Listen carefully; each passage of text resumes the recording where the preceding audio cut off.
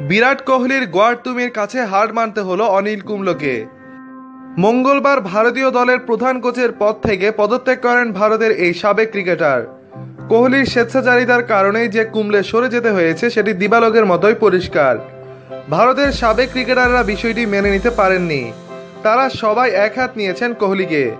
সমর্থকদের তোপ থেকেও রক্ষা পাননি টিম ইন্ডিয়ান ক্যাপ্টেন। ভারতীয় ক্রিকেটের উজ্জ্বল নক্ষত্র অনিল কুম্বলে জাতীয় দলের প্রধান কোচের দায়িত্ব নেওয়ার পর গত এক বছরে দুর্দান্ত খেলেছিল টিম ইন্ডিয়া। চ্যাম্পিয়ন্স ট্রফির ফাইনালে পাকিস্তানের কাছে বিধ্বস্ত হওয়াটা বাদ দিলে কুম্বলেকে সফলই বলা চলে। কিন্তু তার কোচিং স্টাইল পছন্দ হয়নি কোহলির।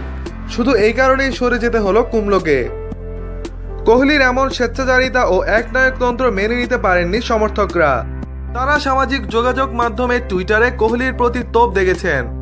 এক সমর্থক তো কোহলির আচরণকে গুন্ডামির সঙ্গে তুলনা করেছেন এবং ভারতীয় ক্রিকেটকে তার গুন্ডাগিরি থেকে বাঁচার আকুল আবেদন জানিয়েছেন। ভারতের জনপ্রিয় ধারাভাষ্যকার হাস্যা ভোগলে টুইট করেছেন, এটি এখন দিবালোকের মতোই স্পষ্ট যে যদি অধিনায়ক ও কোচের মধ্যে দ্বন্দ্ব হয় তবে অধিনায়কই জয়লাভ করবেন। প্রদীপ নামের একজন টুইট করেছেন, কুম্বলের এমন অসম্মানজনক বিদায়ের পর ভারত কি কোনো বড় নামের কোচের দরকার আছে? চলুন আমরা কোহলিকেই সর্বে সর্বা করে দেই।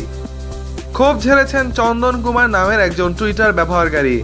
এই বিরাট কোহলি কি ভারতীয় ক্রিকেটের ঈশ্বর, যে কিনা অনিল কুম্বলের চেয়েও বড়? বিরাট এখনও শিশু এবং তাকেই আমরা ভারতীয় ক্রিকেটের দায়িত্ব দিয়ে দিয়েছি। একজন তো কোহলির দেশপ্রেম নিয়েই প্রশ্ন তুলেছেন। অনিল কুম্বলে ভাঙা চোয়াল নিয়েও খেলেছেন। যদি কোহলির সঙ্গে এমনটা হতো তবে সে দলের কন্ডিশন চিন্তা না করে আগামী আইপিএল পর্যন্ত বিশ্রাম নিত। ম্যান অব জাস্টিস নামক এক আইডি থেকে ক্ষোভ মিশ্রিত টুইট করা হয়। টুইটে বলা হয়, তোমাকে ধিক্কার কোহলি, তুমি গ্রেট ব্যাটসম্যান কিন্তু একটি দল পরিচালনার যোগ্যতা তোমার নেই। ভারতীয় ক্রিকেটকে তার গুন্ডাগিরি থেকে বাঁচান প্লিজ।